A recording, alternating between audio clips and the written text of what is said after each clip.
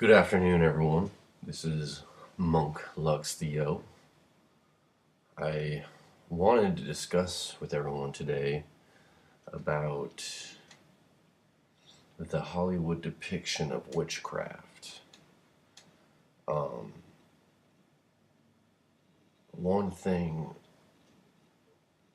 that I want people to be aware of when it comes to reciting witchcraft is how, when it's depicted by Hollywood, you usually have a witch, a woman. We'll get behind that symbology some other time.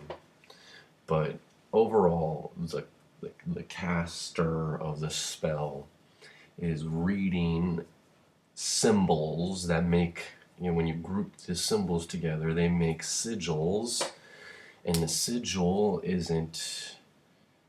does not become manifested unless you pronounce the symbols the right way in concert or in choreograph with the successors together. If you don't do it right, then the sigil will come out wrong, and then it cannot be manifested through sound.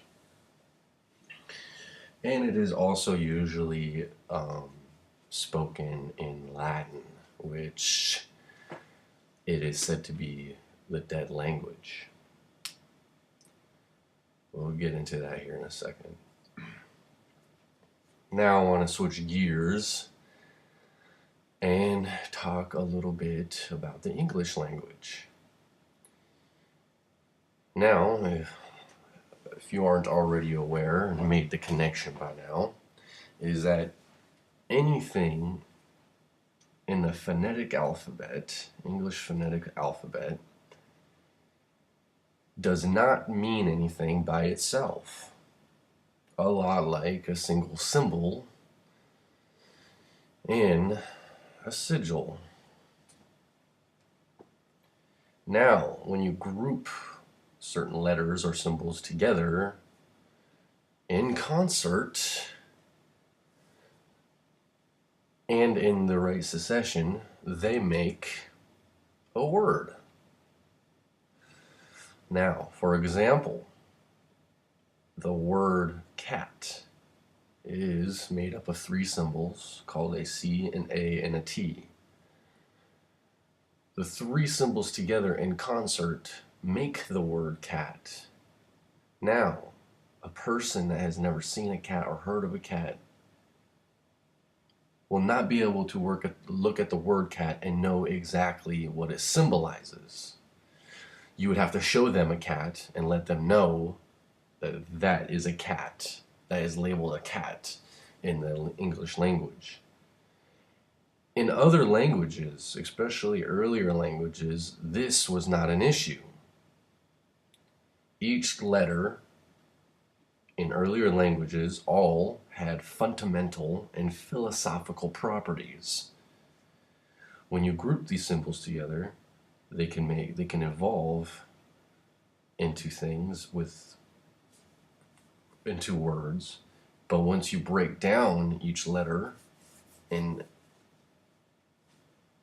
the word itself, they will have fundamental and philosophical properties. You could break down that word and know exactly what you're talking about without even seeing or ever even knowing what that thing was. That cannot happen in the English language. When you break down the word cat, you'll get a C and an A and a T. None of those tell you what a cat does or what its fundamental properties are or philosophical properties are. It tells you nothing about a cat. It is just a word made of sounds. A lot like witchcraft. Now let's take this a step further. In witchcraft, when a witch casts a spell onto somebody, a curse, their life usually is altered differently in many different ways, whether it be positive or negative. It depends on the nature of the spell. When it comes to the English language, you can cast a spell by making their emotions polarized, by saying certain things, like calling them an asshole.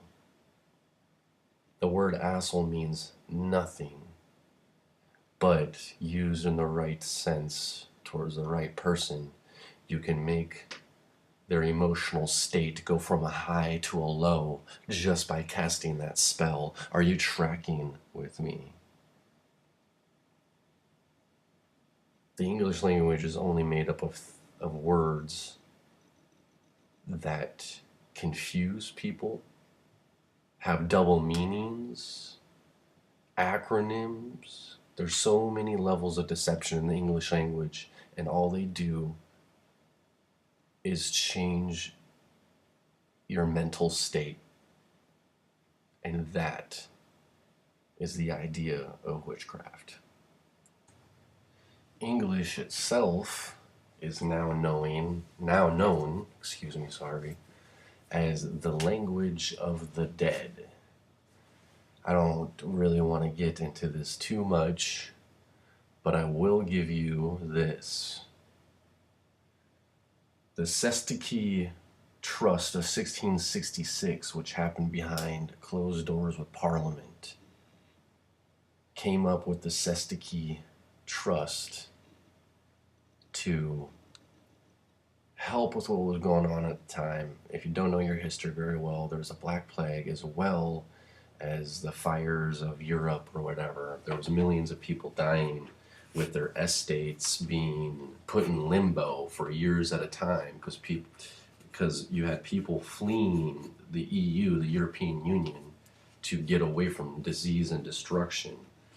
And the Parliament, the taxing part of it, didn't know who to tax for the estates that were up in limbo because they had no paper trail in the time.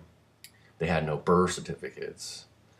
They had no credit cards. They didn't have a way to trace people and their physical entities. So in 1666, they came up with the Sestiki Trust that stated that every 7 years the government was allowed to seize everyone's property as their own until they came and claimed it. Well, when you're born, you are given a birth certificate that is made of stock paper, bond paper, that is sealed by the state seal, that is sealed by the state bank seal. So you are nothing but a commodity, you are a piece of commerce. So with that being said, when you're born, you are legally dead. And that is why